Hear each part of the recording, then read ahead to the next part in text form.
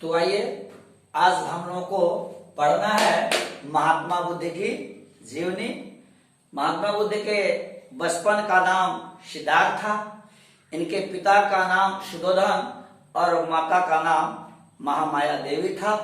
इनका जन्म 563 ईस्वी पूर्व में कपिलवस्तु के निकट लुम्बिनी ग्राम में हुआ था, लेकिन जन्म के 7वें दिन ही सिद्धार्थ की मां महामाया देवी का निधन हो गया, अर्थात 7वें दिन ही स्वर्ग सिधार गई।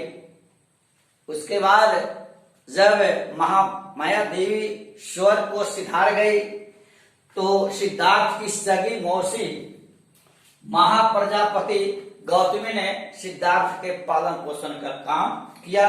लेकिन जब जब इनकी उम्र बढ़ती गई, ऐसा देखा जाने लगा कि सिद्धार्थ का मन अर्थात महात्मा बुद्ध का मन सांसारिक कार्यों में न लग करके भगवान के प्रति ज्यादा लग रहा था। उनका मन संसार के कामों में न लग करके, सांसारिक वैभव में न लग करके उनका मन सत्य की ओर ज्यादा लग रहा था। ऐसी जिसकी वजह से राजा शुद्धोधन सदा ही शक के दायरे में रहते थे, क्योंकि बहुत पहले एक बड़े पंडितों ने उन्हें यह भविष्यवाणी कर दी थी कि आपका होने वाला लड़का या तो सार्वभौम सम्राट होगा या तो सार्वभौम सम्राट होगा या बहुत बड़ा सन्यासी होगा। इसीलिए राजा शुद्धोधन हमेशा शक के दायरे में रहते थे। इसीलिए जब उनकी जैवी सिद्धार्थ की अवस्था 16 वर्ष की हुई, सिद्धार्थ की अवस्था 16 वर्ष की हुई कि उसकी शादी 16 वर्ष की अवस्था में उनकी शादी यशोधरा नामक कन्या से कर दी गई। शादी के बाद ही राजा शुद्धोधन का अपना यह मानना था कि जब शादी हो जाएगी तो सिद्धार्थ सांसारिक कार्यों में फंस जाएगा, वह भगवान के प्रति ज्यादा चिंतित नहीं रहेगा, अर्थात वह घर पर रहने के लिए इच्छुक हो जाएगा।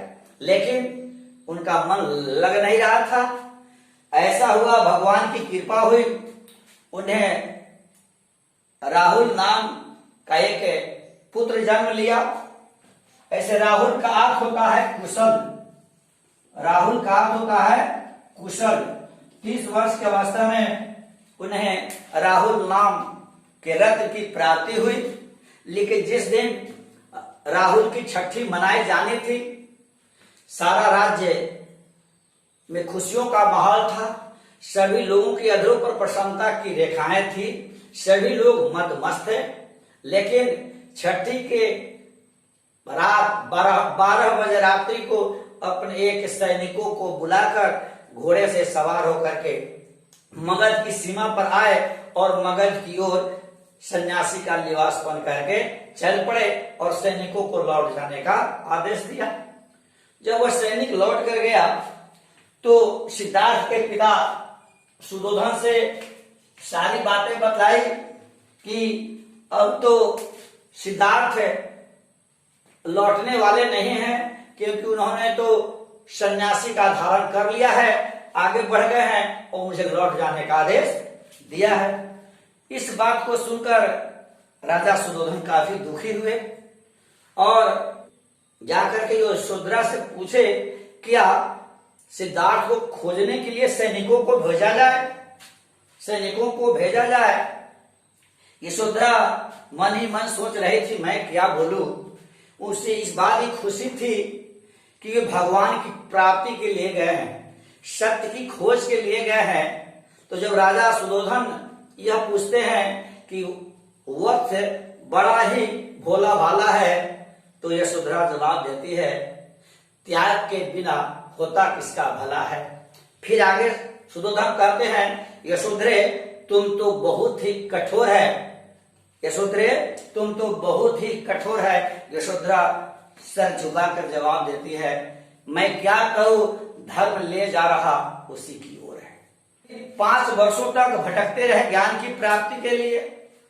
वे राजगीर के राजा के पास गए। राजगीर के राजा इस सिद्धार्थ से काफी प्रभावित हुए और बोले कि आप ही यहाँ का राजा हो जाए। सिद्धार्थ ने जवाब दिया, अर्थात महात्मा बुद्ध ने जवाब दिया कि यदि मुझे राजा बनना ही होता तो क्या मैं एक राज्य को छोड़कर यहाँ आता।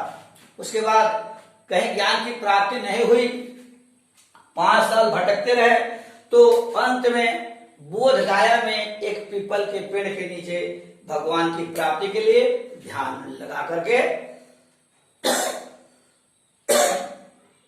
एक पीपल के पेड़ के नीचे ध्यान लगाकर बैठ गए। उसी समय एक सुजाता नाम की ग्वालिन थी जो यह गाना गा रही थी कि बिना के तार को इतना कड़ा ना कर दो कि वह टूट जाए और इतना धीमा ना कर दो, इतना कम ना कर दो कि वह आवाज ही ना दे।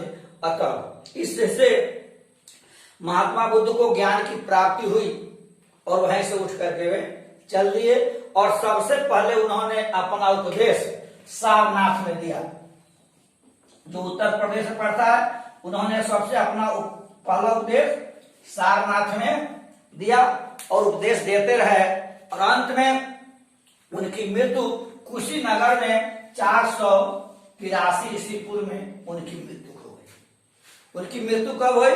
483 ईस्वी पूर्व में। तो आइए कुछ प्रश्न निकलता है। ईस्वी पूर्व में उनकी मृत्यु हो गई। उनकी मृत्यु कब हुई?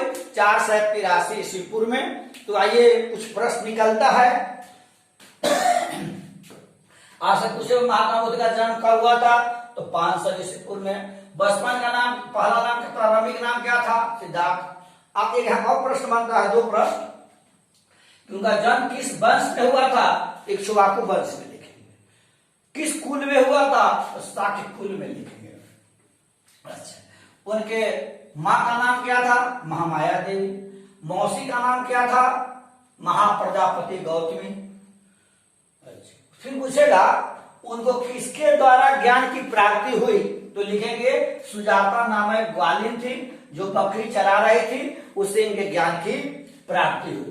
फिर आपसे एक बहुत बड़ा इंपॉर्टेंट क्वेश्चन है, महाभिनिष्क्रमण से आप क्या समझते हैं? तो महाभिनिष्क्रमण का अर्थ होता है गृह त्याग। उन्होंने 30 वर्ष की अवस्था में घर छोड़ दिया, इसी को हम लोग महाभिनिष्क्रमण कहते हैं, अर्थात गृह परित्याग। फिर आपसे पूछेगा कितने वर्ष की अवस्था में उन्होंने अपने घर को छोड़ा? तो लिखेंगे 30 वर्ष। फिर पूछेगा महापरिनिर्वाण से क्या समझते हैं? तो महाभिनिष्क्रमण का अर्थ होता है घर त्याग और महापरिनिर्वाण का अर्थ होता है जीवन त्याग, सत्य यानी मृत्यु। महापरिनिर्वाण का अर्थ है मृत्यु। तो उनकी मृत्यु कब हुई? तो 483 ईस्वी पूर्व में। कहा हुआ? तो कुशीनगर में। कुशी कहाँ पड़ता है? अब लिखेगा यूपी में, अभी उत्तर प्रदेश में पड़ता है। यह आपको जाने एक और सबसे बड़ा इंपॉर्टेंट क्वेश्चन है समझने का। वैशाख पूर्णिमा एक ऐसा पूर्णिमा है, वैशाख पूर्णिमा को ही महात्मा बुद्ध का जन्म भी हुआ था। वैशाख पूर्णिमा को ही महात्मा बुद्ध को ज्ञान की प्राप्ति हुई थी और वैशाख पूर्णिमा के दिन ही महात्मा बुद्ध की मृत्यु हुई थी। यह मुझे याद रखने की जरूरत है। इसके अलावा आपको यह याद रखने की जरूरत है कि महात्मा बुद्ध के आर्य, पूछेगा आर्य शब्द कितने हैं? तो महात्मा बुद्ध के आर्य शब्द 4 हैं। महात्मा बुद्ध के उन्होंने लोगों के लिए बताया कि आर्य सत्य 4 है। कितने हैं? 4। आर्य सत्य कौन कौन है? एक है, पहला है महात्मा, यह हम बड़ा इंपॉर्टेंट क्वेश्चन है, आर्य सत्यों का वर्णन करें। तो आर्य सत्य 4 है। जीवन में दुख है, पहला है, दुख का कारण है, दुख का कारण इच्छा है, और चौथा है कि इच्छा को नियंत्रित करके दुख को नियंत्रित किया जा सकता है। यानी दुख है, दुख